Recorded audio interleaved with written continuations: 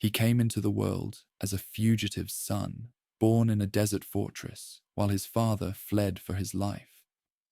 On October 15th, 1542, in the sandstone citadel of Umarkot in Sindh, Hamida Banu Begum gave birth to a boy she named Jalaluddin Muhammad Akbar. The child's father, Humayun, was not present for the birth. He was miles away, running from enemies who had already stripped him of an empire. The Mughal dynasty, barely 2 decades old, seemed on the verge of extinction. No one watching that desperate flight could have imagined that the infant born in exile would become the greatest ruler India had ever known. The empire Akbar was born to inherit existed only in memory and ambition. His grandfather Babur, a Central Asian prince descended from both Timur and Genghis Khan, had conquered northern India in 1526, defeating the Sultan of Delhi at the First Battle of Panipat and establishing Mughal rule over the subcontinent. But Babur died just 4 years later, leaving his son, Humayun, a kingdom that was more idea than reality, its foundations unsteady, its borders contested, its nobility fractious and unreliable. Humayun proved unequal to the challenge. He was cultured, intelligent, and charming, but also indecisive, prone to indulgence, and fatally slow to recognize threats until they overwhelmed him. In 1540, an Afghan warlord named Sher Shah Suri crushed Humayun's armies and seized control of northern India. The Mughal emperor became a wanderer, driven from his own capitals at Delhi and Agra, fleeing westward with a shrinking band of followers and a pregnant wife who had only recently joined him. Akbar's first years were shaped by this catastrophe. When Humayun received news of his son's birth, he was too poor to properly celebrate.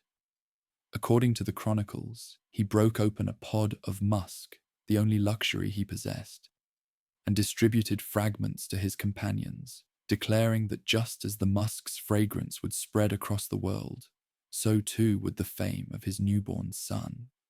It was the optimism of a desperate man, clinging to hope when reason offered none. The infant Akbar could not even remain with his parents. When Humayun fled westward, seeking refuge at the Persian court of Shah Tahmasp, the journey was too dangerous for a baby.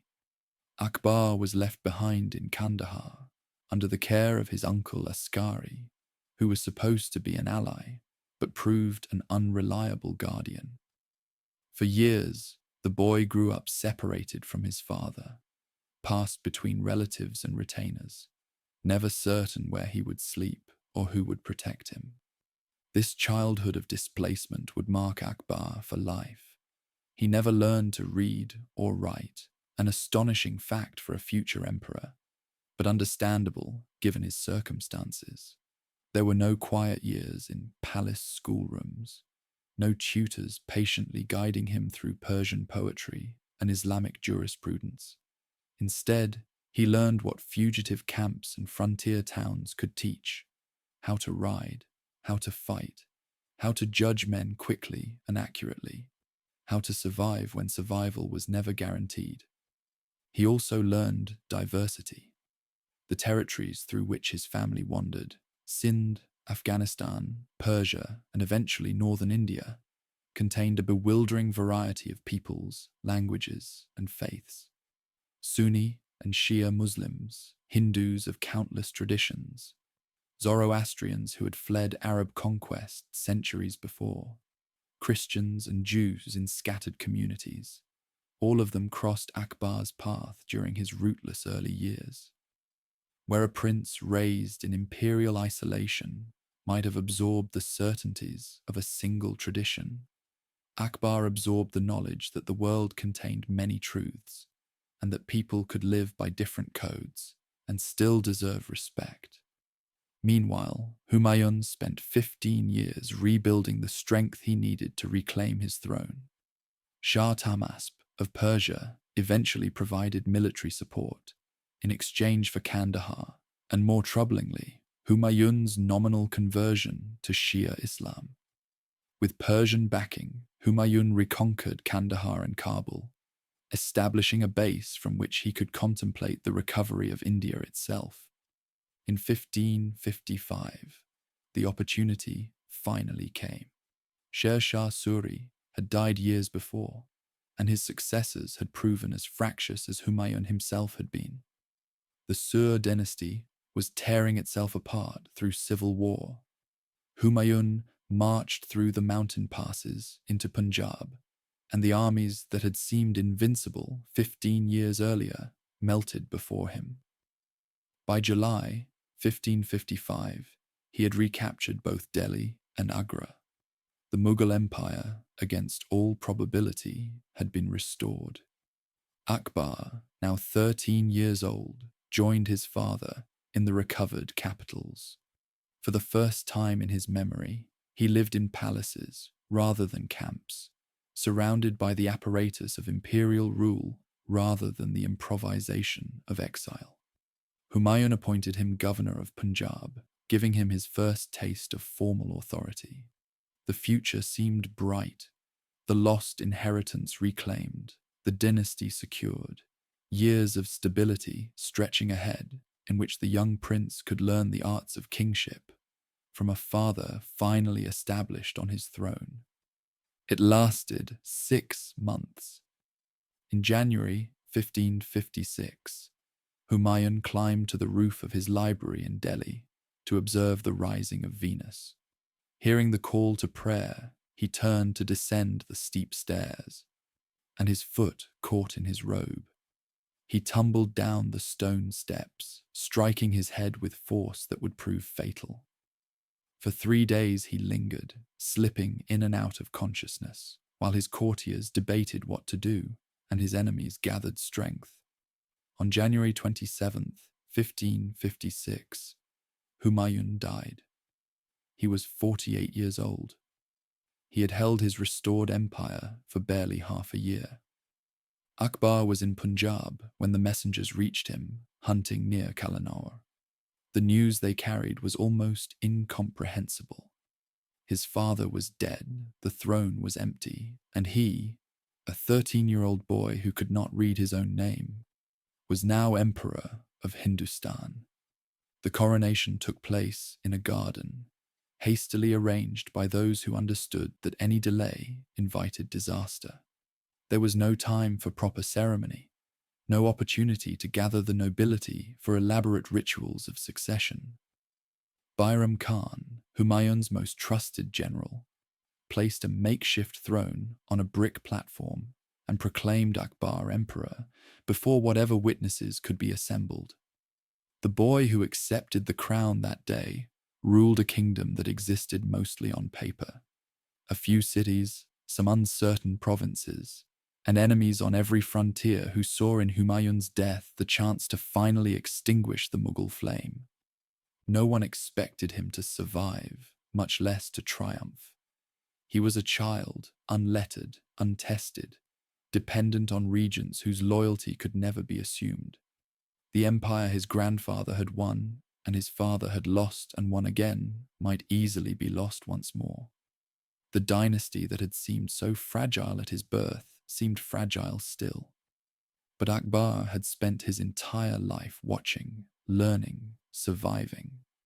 The camps and caravans of his childhood had been a harder school than any palace could provide, and the boy emperor who knelt to receive his crown in that Punjab garden carried within him capacities that no one, perhaps not even himself, yet understood. The reign that would transform India had begun. The crisis came within months. While Akbar's court scrambled to consolidate power, a Hindu general named Hemu was marching north with an army that had already swept aside every Mughal force sent against it. Hemu had risen from humble origins. Some sources say he was a saltpeter merchant's son, to become the chief minister and military commander of the Sur dynasty's remnants. Ambitious, capable, and commanding battle-hardened troops, he saw in Humayun's death not a tragedy, but an opportunity. He meant to take Delhi for himself. and establish a Hindu dynasty on the ruins of Mughal power. In October 1556, Hemu captured Delhi. The Mughal governor fled without a fight.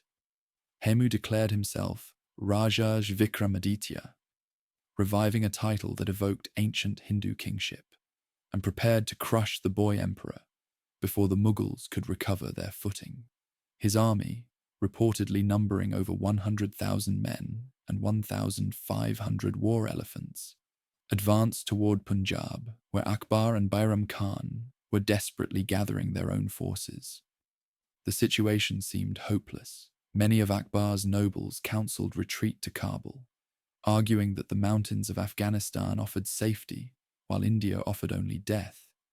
Better to preserve the dynasty in exile than to gamble everything on a battle they would almost certainly lose. The argument had logic on its side. Humayun had survived 15 years of exile and eventually returned triumphant. Perhaps his son could do the same. Bairam Khan refused. The regent understood that flight would destroy the Mughal cause more surely than any defeat. Allies would abandon a dynasty that ran from its enemies. Soldiers would desert a king who would not fight.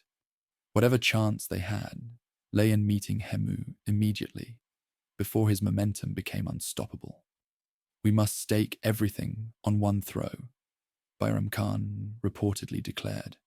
The 14-year-old Akbar agreed. On November 5th, 1556, the two armies met at Panipat, the same ground where Babur had won his empire 30 years before. The battle that followed would determine whether the Mughals survived or vanished from history. Hemu commanded the field with skill, his war elephants smashing through Mughal lines, his cavalry threatening to envelop the smaller imperial army. Akbar watched from a position behind the lines. Bairam Khan had forbidden the young emperor from entering combat personally, understanding that his death would end everything, regardless of the battle's outcome. For hours, the fight hung in the balance, and observers believed the Mughals were losing. Then an arrow found Hemu's eye. The Hindu general had been directing the battle from atop his largest elephant, visible to both armies, inspiring his troops with his presence. A chance shot, or perhaps a skilled archer, pierced his eye and lodged in his skull. Hemu slumped unconscious in his howdah, and word spread instantly through both armies. The Sur forces, seeing their commander fall, lost cohesion at the moment of apparent victory. The Mughal cavalry, sensing sudden opportunity, pressed forward. Within hours, what had seemed like certain defeat transformed into decisive triumph. They brought Hemu before Akbar, still breathing, blood streaming from his ruined eye. Bairam Khan offered the young emperor a sword and the chance to claim the title of Ghazi, warrior of the faith, by personally executing the infidel who had dared challenge Mughal authority. It was a test of sorts, an invitation to prove himself a man by killing a helpless enemy. Akbar refused, whether from mercy, distaste, or simply the instinct that such an act would diminish, rather than elevate him. He would not strike the unconscious prisoner. Bairam Khan performed the execution himself, and Hemu's head was sent to Kabul, while his body was displayed at Delhi. The old rituals of conquest were observed, but Akbar had already signaled something different about the kind of ruler he intended to become. The Second Battle of Panipat saved the Mughal Empire, but it did not secure Akbar's personal authority. For the next 4 years, real power remained in the hands of Bairam Khan, who governed as regent while the young emperor watched and learned. The arrangement made practical sense. Akbar was still a teenager, inexperienced in administration, and surrounded by nobles who had served his father and grandfather. Bairam Khan was a proven general and administrator who had earned his position through decades of loyal service. But regencies breed resentment, and factions formed around those who saw opportunity in the young emperor's growing maturity. Chief among these was Mahamanga, Akbar's wet nurse, who had raised him during the years of exile and commanded fierce loyalty from him in return. In Mughal court politics, the relationship between an emperor and his wet nurse carried profound weight. She was foster mother, confidant, and often power broker. Mahamanga gathered allies who chafed under Bayram Khan's dominance, whispering to Akbar that he was old enough to rule in his own right, that the regent was growing arrogant, that it was time for the true emperor to claim his authority. The tensions exploded in 1560. Akbar, now 18, informed Bayram Khan that his services as regent were no longer required. The dismissal was clothed in honorable terms. Bayram Khan was invited to make the Hajj to Mecca, a pilgrimage that would remove him from court gracefully while preserving his dignity. But everyone understood what had happened. The boy emperor had become a man, and he would share his power with no one. Bayram Khan accepted his dismissal with outward grace, but the journey to Mecca would prove fatal. In Gujarat, while traveling toward the coast, he was murdered by an Afghan whose father he had killed years before in battle. The man who had saved the Mughal Empire at Panipat died far from the court he had served, struck down by a private vengeance that the chaos of the times made possible. Akbar, upon hearing the news, took Bayram Khan's young son into his own household and raised him, a gesture that acknowledged the debt he owed even as he consolidated the power he had seized. Mahamanga's triumph proved brief. Her own son, Adam Khan, quickly demonstrated why regencies by ambitious factions could be as dangerous as regencies by loyal generals.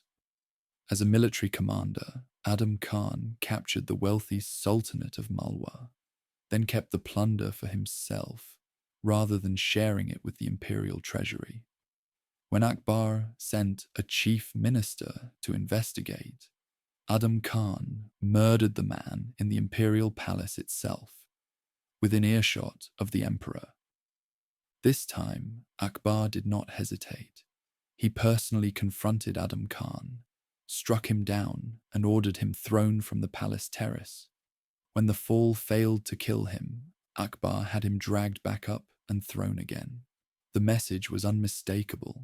The emperor's authority would tolerate no challenge, however close the challenger's connection to his past. Mahamanga, grief-stricken by her son's execution, died within months.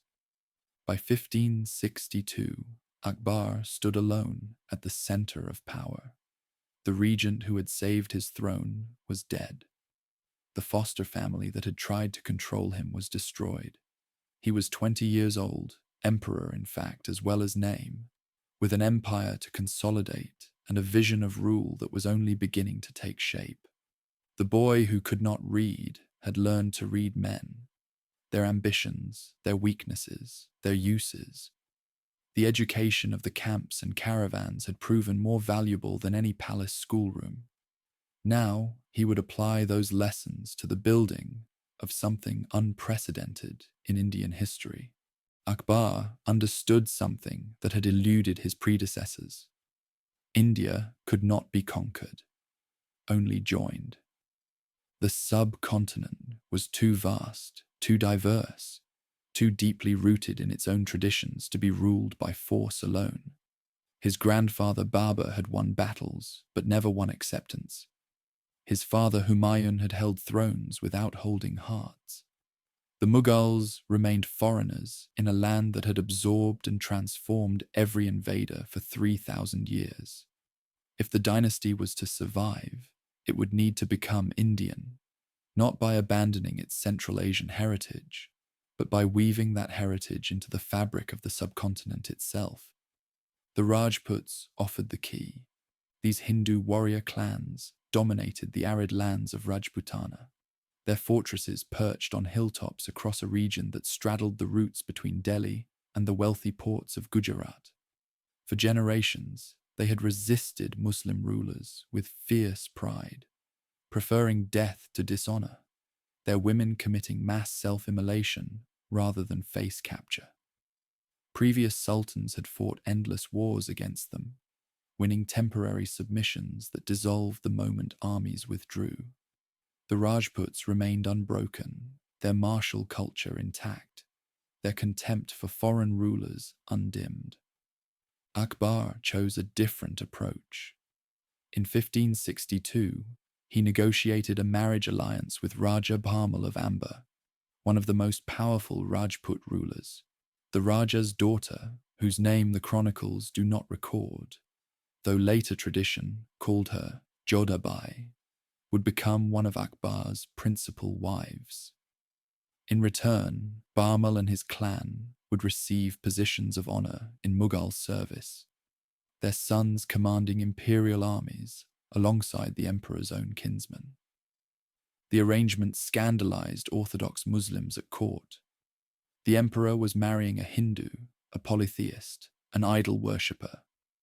Worse, he was allowing her to maintain her faith, to keep her temple within the imperial harem, to worship her gods without conversion. The ulama, the religious scholars who guarded Islamic orthodoxy, muttered that such tolerance violated divine law. Akbar ignored them.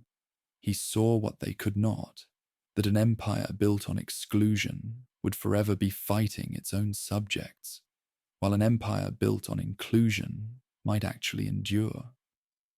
The Amber Alliance proved spectacularly successful. Raja Bharmal's grandson, Man Singh, would become one of Akbar's most trusted generals, commanding Mughal forces across India and rising to the highest ranks of the imperial nobility. Other Rajput clans, seeing the rewards that loyalty brought, submitted on similar terms. Marriage alliances that brought their daughters into the imperial family and their sons into imperial service. Within a decade, Rajput warriors formed the backbone of Mughal military power.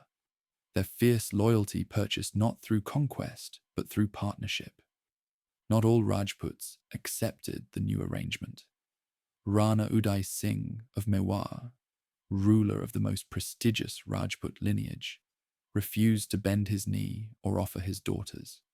His great fortress of Chittorgarh, perched on a rocky plateau that had resisted invaders for centuries, became the symbol of Rajput defiance. In 1567, Akbar determined to break it. The siege lasted 4 months. Akbar supervised personally, directing mining operations that slowly undermined the fortress walls, enduring the heat and dust and casualties that such operations inevitably produced. When breaches finally opened, the defenders knew the end had come.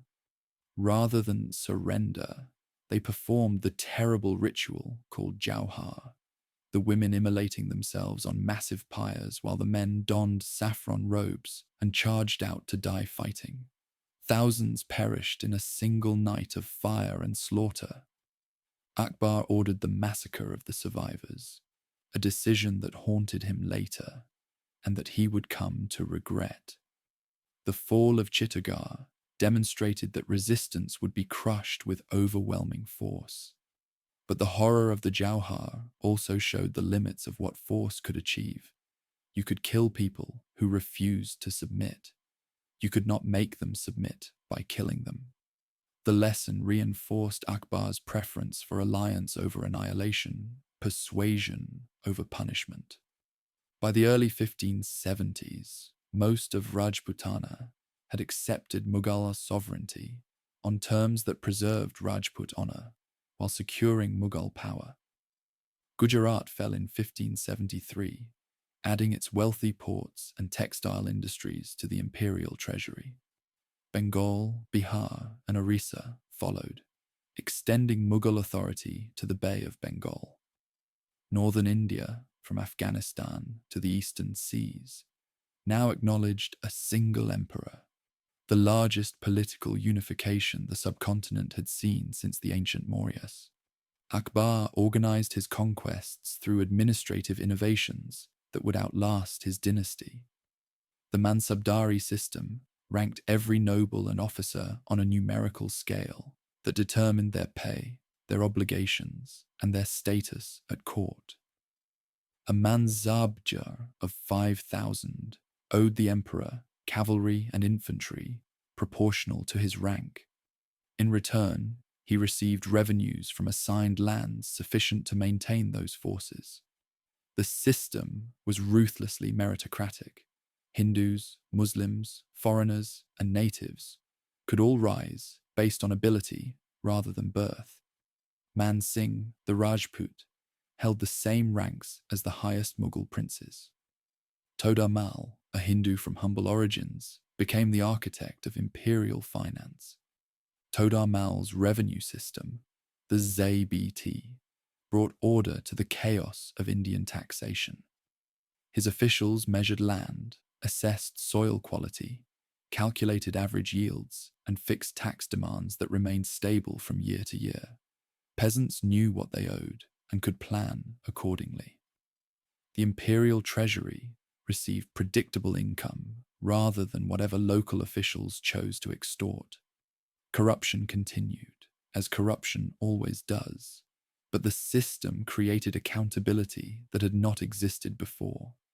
The empire that emerged from these reforms was something new in Indian history, not a conquest state that plundered subject peoples for the benefit of foreign masters, but an integrated realm that offered advancement to talent regardless of origin. Hindus served alongside Muslims in the highest offices. Regional traditions were respected rather than suppressed. Local rulers who submitted retained their thrones, their revenues, their dignity, owing only tribute and military support to the distant emperor. Unity was achieved not through uniformity, but through a flexible structure that accommodated diversity. Akbar ruled this growing empire with personal energy that exhausted his courtiers.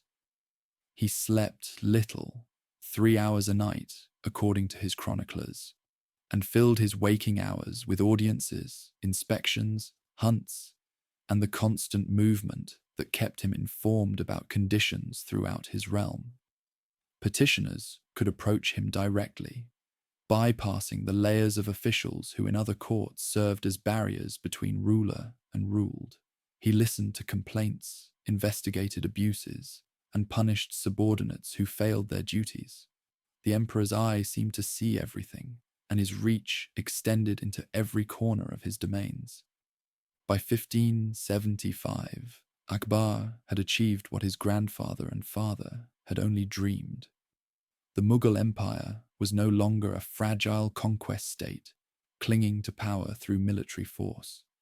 It was becoming an Indian institution, rooted in the subcontinent's soil, staffed by the subcontinent's peoples, adapting to the subcontinent's needs.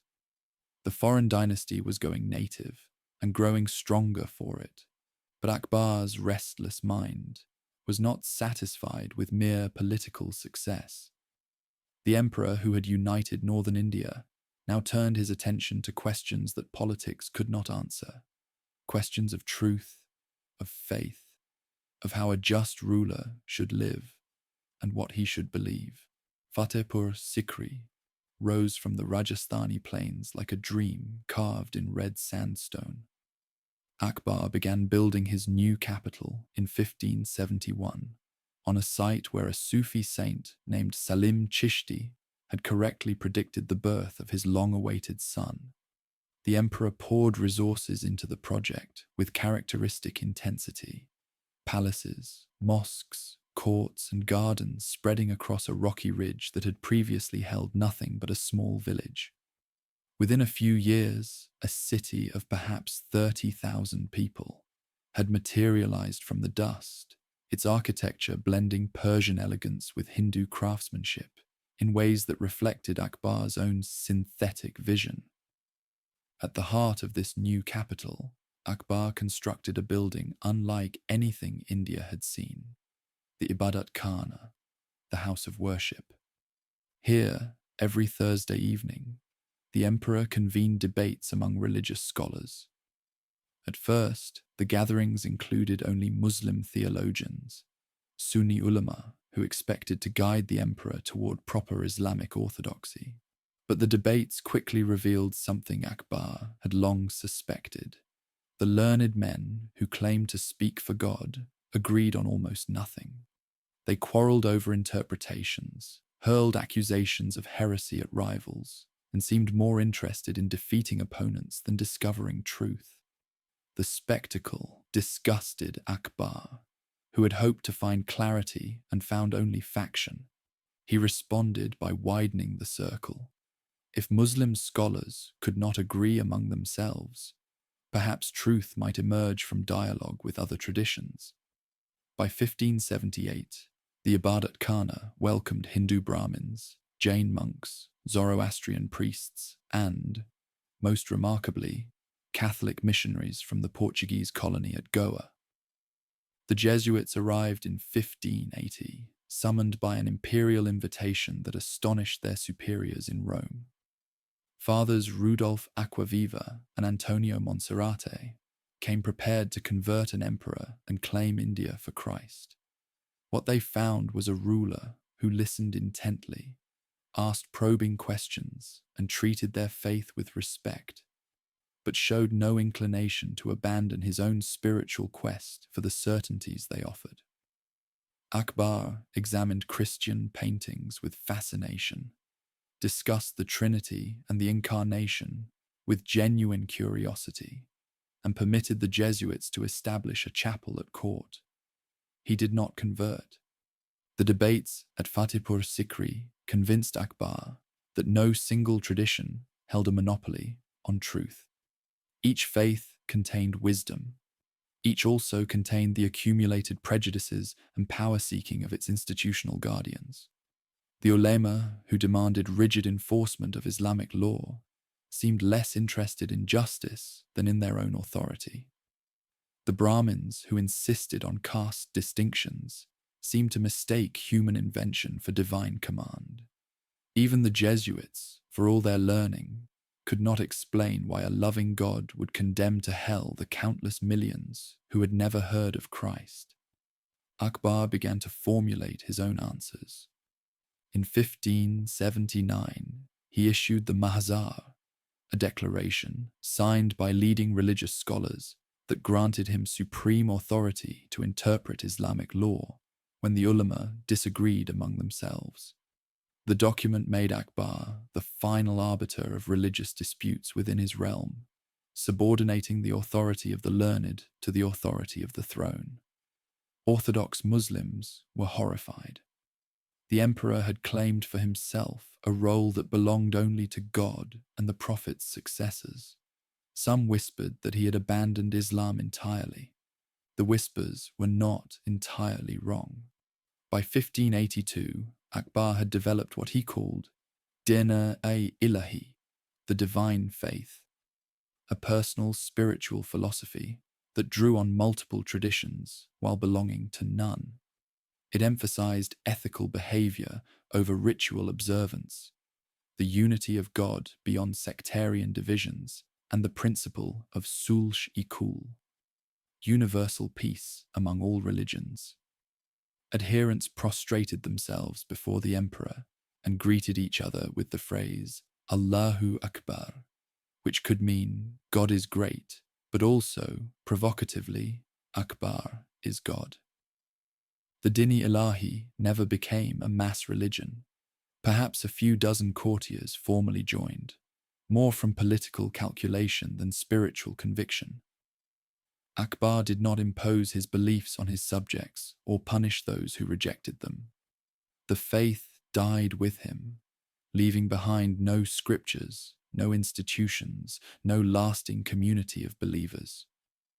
What remained was not a religion, but an attitude, a conviction that truth transcended the boundaries men had drawn around it, and that a just ruler should treat all his subjects with equal respect, regardless of what gods they worshipped. This conviction found practical expression in policies that transformed the relationship between the Mughal state and its non-Muslim majority. Akbar abolished the jizya, the tax that Islamic law imposed on non-Muslim subjects in exchange for protection and the right to practice their faith. The tax had been a constant reminder of second-class status, a financial burden that fell heaviest on the poor. Its removal signaled that Hindus, Jains, and others were not merely tolerated minorities, but full members of the imperial community, owing no special payment for the privilege of existence. He abolished the pilgrimage tax that had charged Hindus for visiting their own sacred sites. He ended the practice of forcibly converting war captives. He forbade the slaughter of cattle on certain days, respecting Hindu reverence for the cow. He appointed Hindus to the highest offices without requiring conversion, married Hindu women without demanding they abandon their faith, and raised children who grew up comfortable in both traditions. The Orthodox never forgave him. To devout Muslims, Akbar's tolerance looked like apostasy, an abandonment of the faith that legitimized Mughal rule for a vague universalism that satisfied no one. Rebellions flickered in the provinces, led by men who believed they were defending true Islam against a heretic emperor. Akbar crushed them with the same efficiency. He crushed all challenges to his authority. He would not be dictated to by scholars who mistook their interpretations for divine command. By 1582, Akbar had achieved something unprecedented in the history of Indian, or perhaps any, empire. He ruled over a vast realm containing Muslims, Hindus, Jains, Sikhs, Christians, Zoroastrians, and countless local traditions, and he had explicitly rejected the idea that any one of these faiths should dominate the others.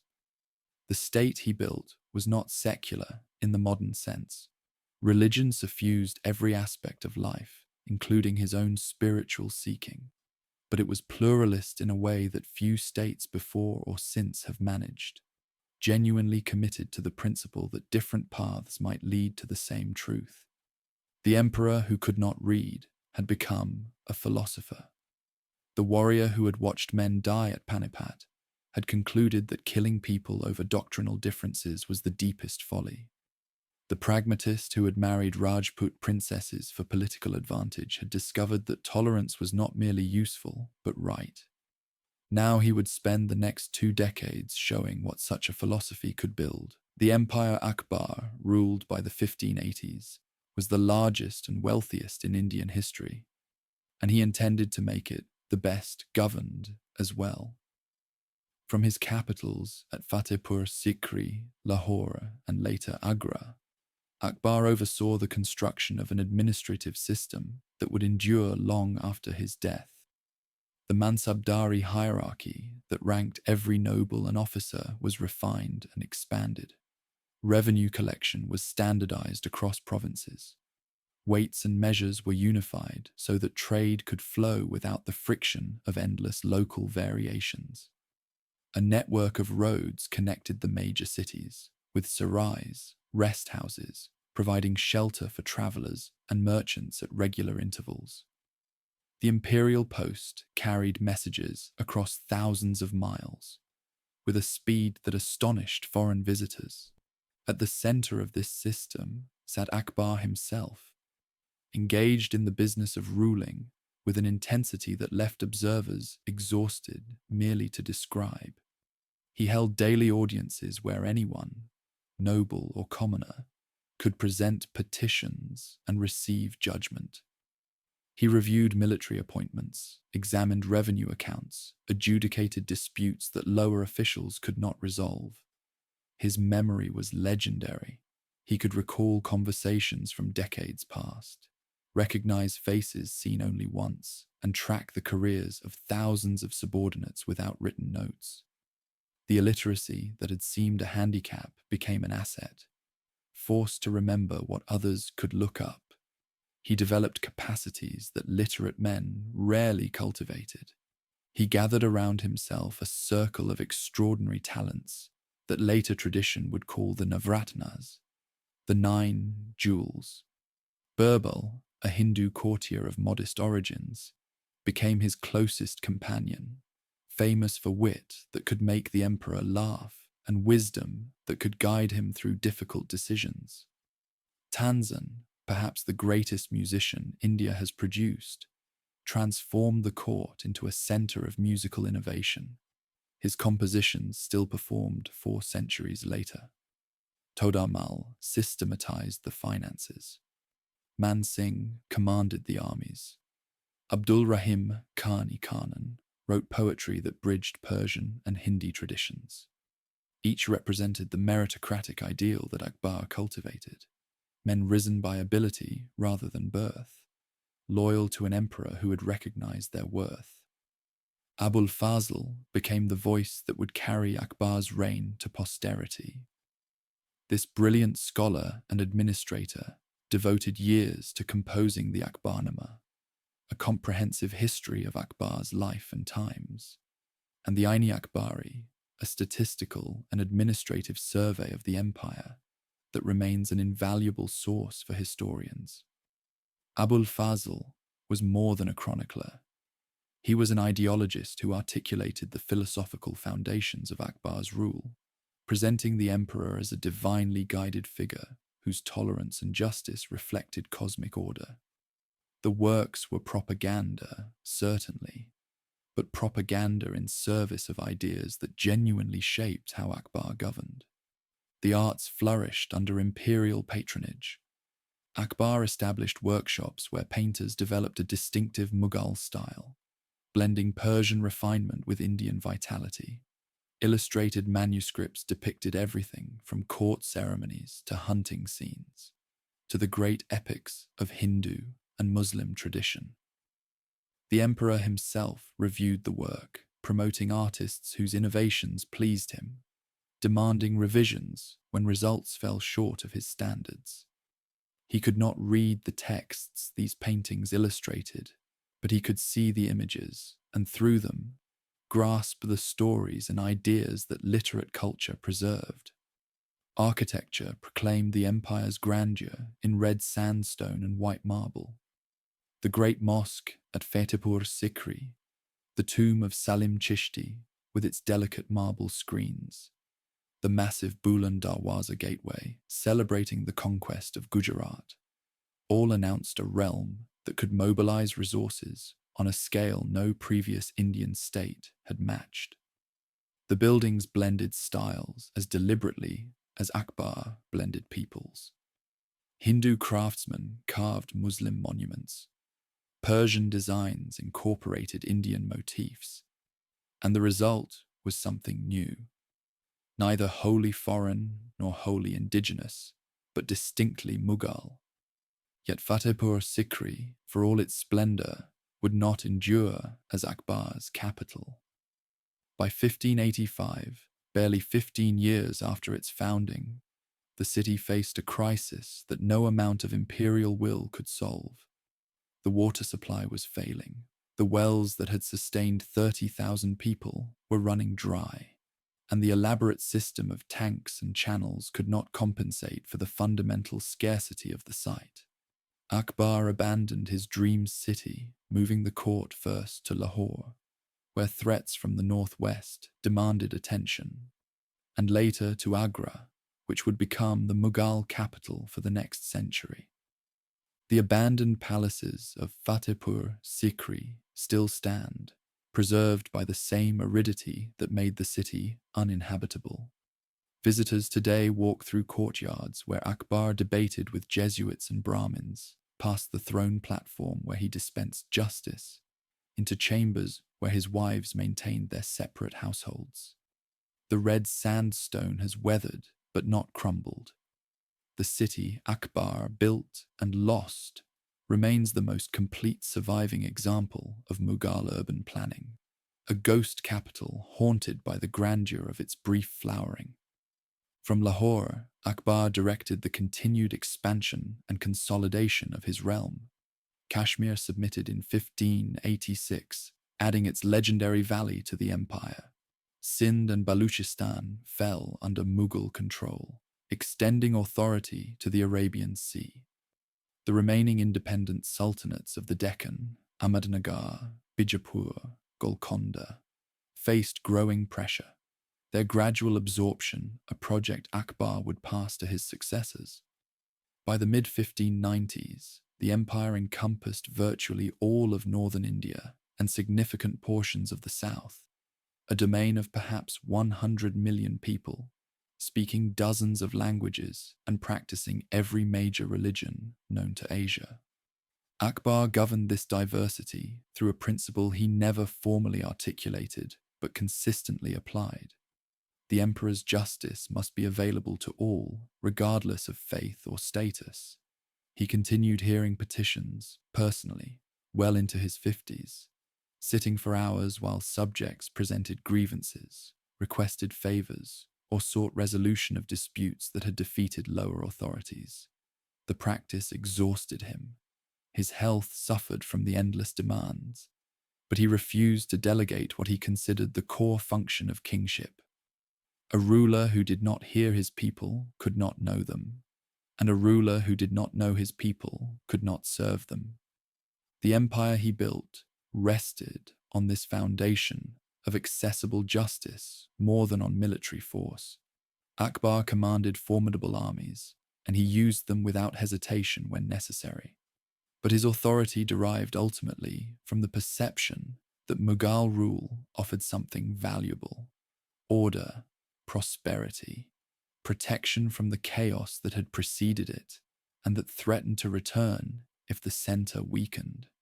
Subjects obeyed not merely because they feared punishment, but because they recognized benefits worth preserving.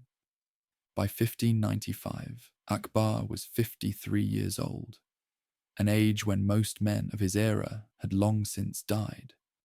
He had ruled for nearly 4 decades, longer than any Mughal before him, and he had built something that seemed likely to outlast him. The empire was vast, wealthy, well-administered, and stable. The principles of tolerance and inclusion had been institutionalized in ways that did not depend on his personal presence. The succession, always the vulnerable point of any dynasty, appeared secure. The final decade of Akbar's life would test everything he had built, and the challenges would come not from foreign enemies, but from within his own family. Akbar had 3 surviving sons, and all of them would break his heart. The eldest, Salim, had been born in 1569, the child whose arrival the Sufi Saint Salim Chishti had predicted, the heir for whom Fatehpur Sikri had been built. He grew into a young man of intelligence and ambition, impatient for the power that his father showed no signs of relinquishing. As Akbar's reign stretched into its 4th decade, with the emperor still vigorous and still personally directing every aspect of government, Salim began to wonder if he would ever rule at all. The other sons offered no alternative. Murad, the second, had surrendered himself to alcohol with a completeness that destroyed both his usefulness and his health. Danial, the youngest, followed the same path into addiction. Akbar watched helplessly as 2 of his sons drank themselves toward early graves, their potential squandered, their capacity for rule eliminated by a weakness he could not cure. The emperor who had conquered kingdoms could not conquer the demons that possessed his own children. This left Salim, brilliant, restless, increasingly resentful, as the only viable heir, and Salim was losing patience. In 1599, while Akbar campaigned in the Deccan against the Sultanate of Ahmednagar, Salim made his move. He established himself at Allahabad, began issuing orders in his own name, and gathered followers who saw advantage in attaching themselves to the rising sun rather than the setting one. It was not quite rebellion. Salim maintained formal expressions of loyalty, but it was defiance that everyone recognized for what it was. The prince was declaring that he would no longer wait for his inheritance. Akbar faced an impossible choice. To crush Salim militarily would mean civil war. The the destruction of the succession he had spent decades preparing, and potentially the end of the dynasty.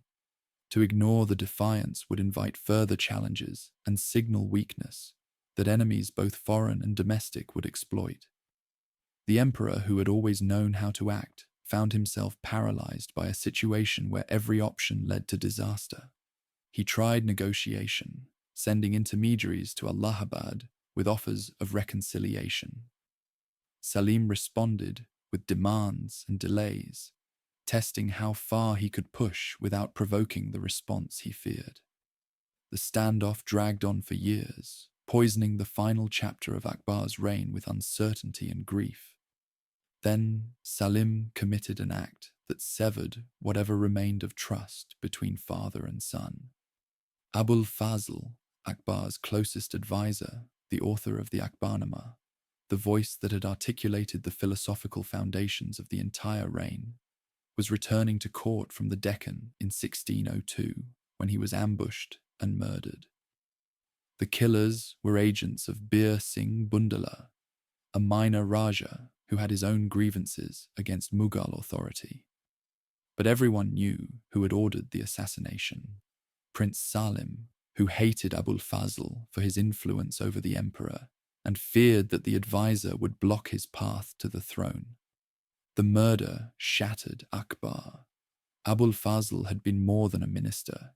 He had been a friend, an intellectual companion, a man who understood and shared the vision that animated Akbar's rule. His death at the hands of the emperor's own son was a betrayal so profound that Akbar reportedly could not speak of it without weeping. The chronicles describe an emperor suddenly aged. His legendary energy dimmed, his appetite for the business of ruling diminished by a grief that would not heal. Yet even now, Akbar could not bring himself to destroy Salim. The dynasty required an heir, and Salim, for all his crimes, remained the only viable candidate. Murad died in 1599, his body ravaged by decades of drinking. Daniel followed in 1604, claimed by the same addiction that had killed his brother. Salim alone survived, his path to the throne cleared by his brother's self-destruction. In 1604, a reconciliation of sorts was achieved. Salim came to court, prostrated himself before his father, and received forgiveness that both men knew was incomplete. The prince had won. He would inherit the empire, but he had won by outlasting his brothers and murdering his father's dearest friend. Whatever relationship remained between Akbar and Salim was hollow, maintained for political necessity rather than genuine feeling. Through all of this, Akbar continued governing. The Deccan campaigns ground forward, bringing Ahmadnagar under Mughal control and extending imperial authority further south than it had ever reached. Administrative reforms continued to be implemented. Justice continued to be dispensed. The machinery of empire that Akbar had built functioned smoothly enough that it could survive even an emperor distracted by personal tragedy. But those who knew him saw the change. The boundless energy that had driven him for 40 years was fading. He slept more than the 3 hours that had once sufficed. He delegated tasks he would previously have handled personally. He spent more time in contemplation, perhaps reflecting on the gap between what he had hoped to build and what he was actually leaving behind. The empire would survive. Of that, he could be confident. It was too large, too well organized, too deeply rooted to collapse simply because one emperor passed. The institutions he had created would function under his successors, at least for a time. The policies of tolerance might continue, or they might not. That would depend on choices he could not control. What troubled him, perhaps, was the question of what it had all meant. He had built the largest empire India had seen in 2,000 years. He had pioneered a model of pluralist governance that treated all faiths with equal respect. He had surrounded himself with geniuses and created works of beauty that would endure for centuries. And yet his sons had become drunkards and murderers. His dearest friend had been assassinated, and his final years were shadowed by a grief that no achievement could dispel. By early 1605, Akbar was visibly declining. The illness that would kill him, dysentery most likely, though the sources are not certain, had begun its work. He was 63 years old, an impressive span for any man of his era. Extraordinary for one who had spent his life in the exertions of warfare and governance. The empire awaited the transition that everyone knew was coming. Salim waited too, his patience finally about to be rewarded. On October 25th, 1605, Akbar summoned his son to his bedside. The emperor was dying, and everyone knew it. The illness that had weakened him for months had progressed beyond any treatment his physicians could offer. He lay in his chambers at Agra, surrounded by the courtiers and family members who had gathered to witness the end of an era. Whatever bitterness remained between father and son, the necessities of succession demanded a final meeting. Salim came. What passed between them in those final hours, no chronicle records in detail.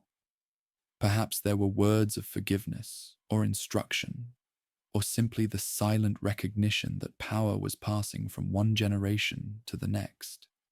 Akbar placed his own turban on Salim's head and girded him with his own sword, the traditional symbols of succession, the gestures that announced to all present that the heir was confirmed and the transition authorized. 2 days later, in the early hours of October 27th, 1605, Akbar died. He was 63 years old. He had ruled for 49 years, longer than any Mughal emperor before or after, and he had transformed the subcontinent more profoundly than any ruler since Ashoka, nearly 2,000 years before. They buried him at Sikandra, a few miles from Agra, in a tomb he had begun designing years earlier. The structure reflected his syncretic vision, even in death. A massive red sandstone base supporting tiered levels that rose to an open marble pavilion at the top, blending Islamic, Hindu, and Buddhist architectural elements into something that belonged to no single tradition. His body lay in a simple crypt beneath, unadorned, as Islamic custom demanded. Above, the building proclaimed the grandeur of the man who rested within. Salim took the throne as Emperor Jahangir, world Caesar, and the empire his father had built continued without disruption. The institutions Akbar had created functioned smoothly under new management. The policies of tolerance remained largely in place, at least initially. The Mansabdari system organized the nobility, Todar Mal's revenue system filled the treasury, and the Rajput alliances held firm. Whatever Jahangir's personal failings, and his addiction to alcohol and opium would cause problems throughout his reign, he inherited a state strong enough to survive them. For 3 generations after Akbar's death, the Mughal Empire remained the dominant power in South Asia. Jahangir patronized the arts with even greater enthusiasm than his father, producing a golden age of painting that built on Akbar's foundations. Shah Jahan, Akbar's grandson, constructed the Taj Mahal and other monuments that remain among humanity's greatest architectural achievements. The empire expanded, the treasury overflowed, and the pluralist model Akbar had pioneered continued to govern a realm of staggering diversity. Then came Aurangzeb, Akbar's great-grandson, who seized the throne in 1658 after imprisoning his father and killing his brothers, represented everything Akbar had rejected. Aurangzeb was devout where Akbar had been questioning, orthodox where Akbar had been experimental, exclusive where Akbar had been inclusive. He reimposed the jizya tax on non-Muslims that Akbar had abolished. He destroyed Hindu temples that Akbar had protected. He pursued a policy of Islamic supremacy that alienated the very groups, Rajputs, Marathas, Sikhs, whose loyalty had been the foundation of Mughal power. The empire Aurangzeb ruled was larger than Akbar's had ever been. At its peak, it encompassed almost the entire subcontinent, but it was also more fragile, its subjects more resentful, its foundations more uncertain. When Aurangzeb died in 1707, after a reign of nearly 50 years, the Mughal Empire entered a decline from which it would never recover. Within a generation, real power had passed to regional successors and foreign invaders. Within 2 centuries, the last Mughal emperor was a pensioner of the British, ruling nothing but the crumbling walls of his Delhi palace. Historians would later debate whether Akbar's tolerance or Aurangzeb's orthodoxy bore responsibility for the empire's fate. The question admits no simple answer, but the contrast between the two approaches and the different responses they provoked from the subcontinent's diverse peoples became a permanent reference point for arguments about how India should be governed. Akbar passed into legend even before the empire he built had fallen. Stories accumulated around his name, many of them fictional, all of them revealing what later generations wanted to believe about their greatest ruler. The tales of Akbar and Birbal, the wise emperor and his witty Hindu advisor, became a genre unto themselves, told and retold across centuries, translated into every language of the subcontinent. In these stories, Akbar was always just, always clever, always ready to learn from the wisdom of others, regardless of their faith or station. The historical man vanished behind the folklore, replaced by an ideal of kingship that ordinary people could admire and rulers could aspire to emulate. The British, when they came to dominate India, studied Akbar's administrative systems and borrowed what they found useful. The revenue arrangements, the provincial organization, the integration of local elites into imperial service. All of it influenced the colonial state that succeeded Mughal power. Even the conquerors recognized that Akbar had solved problems they would face themselves, and they paid him the tribute of imitation.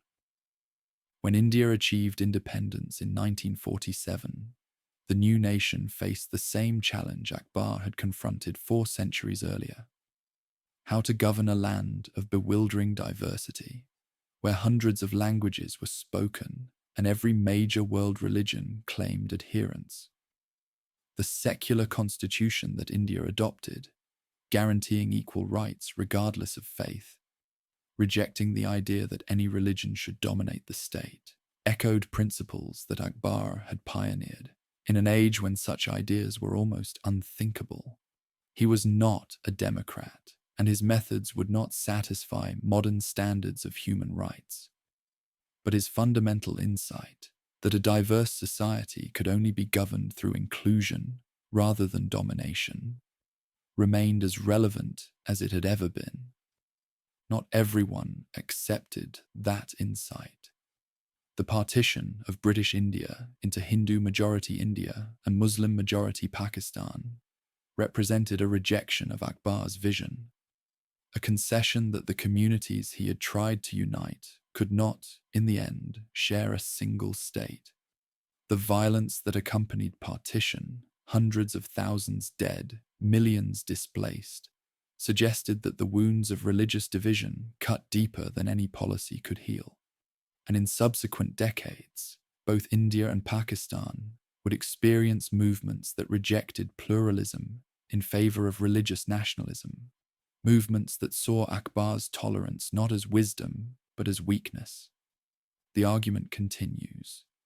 In the lanes of Indian cities, in the parliaments where policies are debated, in the universities where historians reconstruct the past, Akbar remains a contested figure, claimed by those who see in him a model for multicultural coexistence, criticized by those who believe he betrayed his faith, studied by those who simply want to understand how one man could accomplish so much. He cannot resolve the disputes that invoke his name. The dead offer no guidance to the living. What remains is the record of what he built. An empire that united northern India for the first time in 2 millennia. An administrative system that governed 100 million people with remarkable efficiency. A cultural flowering that produced masterpieces of painting, architecture, and literature. A model of religious tolerance that, however imperfectly implemented, demonstrated that diversity need not mean division.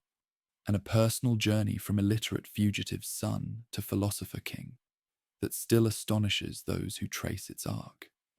The red sandstone walls of his monuments still stand across northern India, at Agra, at Fatehpur Sikri, at Lahore, at the tomb where his bones rest beneath an open sky.